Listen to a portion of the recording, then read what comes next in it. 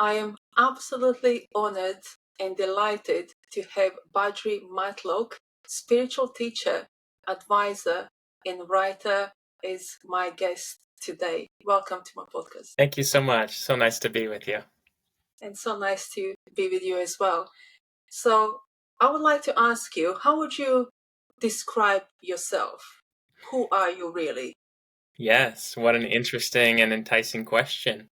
Well, in simple terms, as you said, I can be described as a spiritual teacher and leader within the Ananda work where I serve and live. I can also be described accurately as a father, as a husband, as various things of this nature with my regard to my family and my work and so forth. But to get right to the heart of the matter, spiritually speaking, I would describe myself as a soul and more than that, a part of spirit. And because my own spiritual search has led me to follow true guru, a Sat Guru, I would above all define myself, as it were, as a disciple of a great master. And I believe that is the greatest, again, to use the word definition, that we can give ourselves, is that we are a soul in relationship to spirit. And if we are blessed to be a follower, a student, a disciple of a great master, then that is a tradition and a definition, again, that is very sacred and important. That's really beautiful. Thank you very much. And what really quickly caught my attention that you have said that we are part of, the soul is part of spirit. What exactly did you mean by that?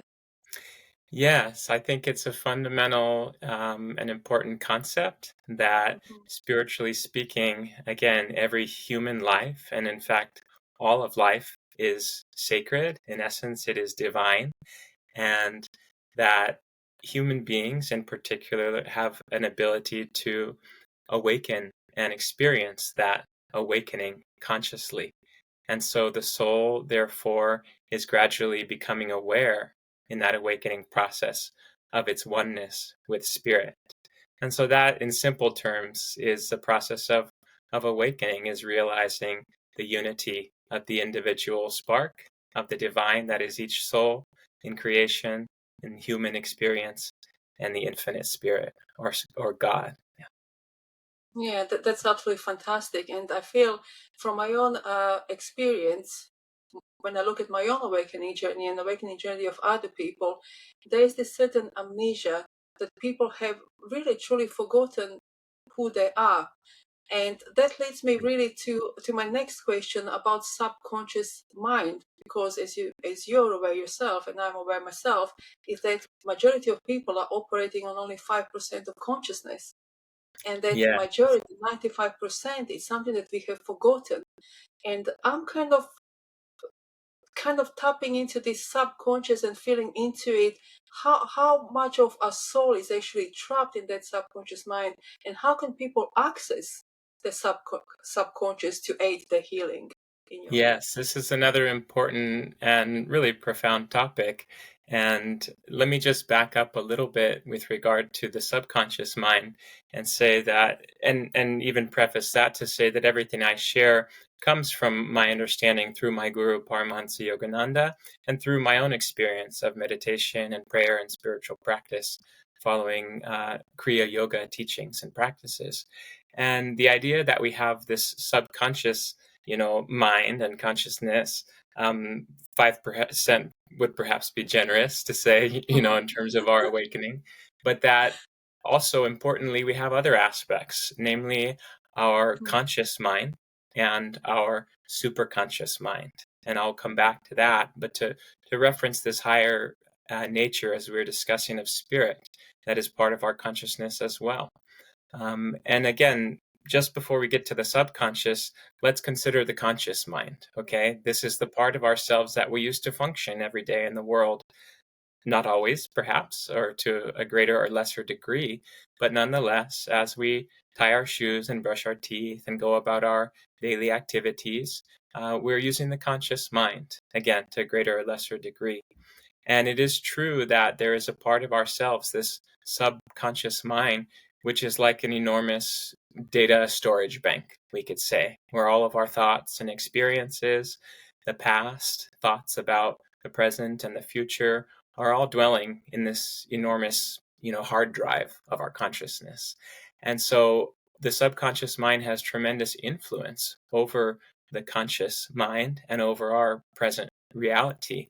And it is true that it is a sort of spiritual amnesia, that we are forgetful, therefore, of our superconscious mind, of our higher self in spirit. And so I would say that between these two aspects of ourselves, conscious and subconscious, kind of on the horizon line, is this superconscious spiritual mind or consciousness.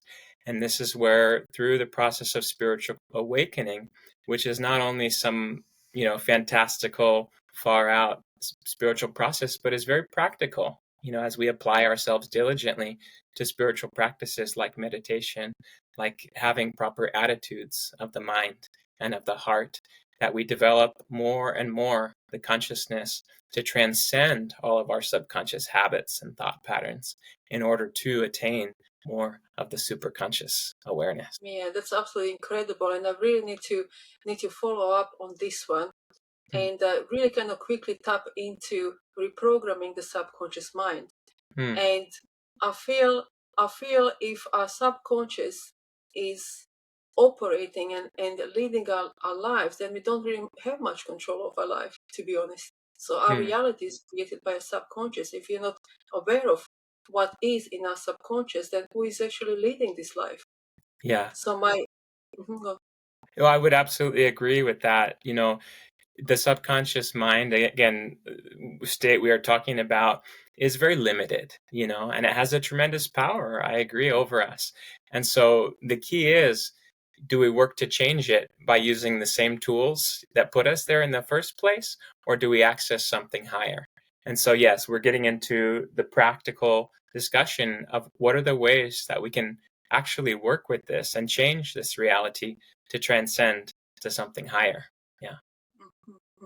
And that is to actually go into our subconscious mind, as you said beautifully, through various spiritual practices or really any practices that people are finding that are comfortable with them. It does not have to be necessarily branded as spiritual, because it will Correct. put lots of people off actually going into the subconscious mind. But it can be anything. It can be journaling, it can be walking in nature, it can be just kind of being a little bit inquisitive about what is actually going on and why am I experiencing this reality that's around me, as if it's on some kind of cycle of going around and around, same record playing again and again and again. Yeah.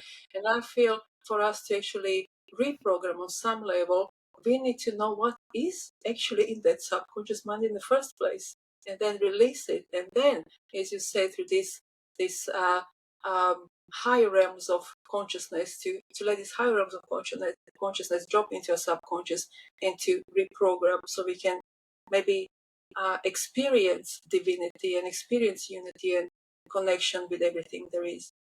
Yes, I would agree with that. And this is a tremendous storage bank, to use that analogy, of all of our past thoughts and actions, far greater and more vast than we can even possibly realize.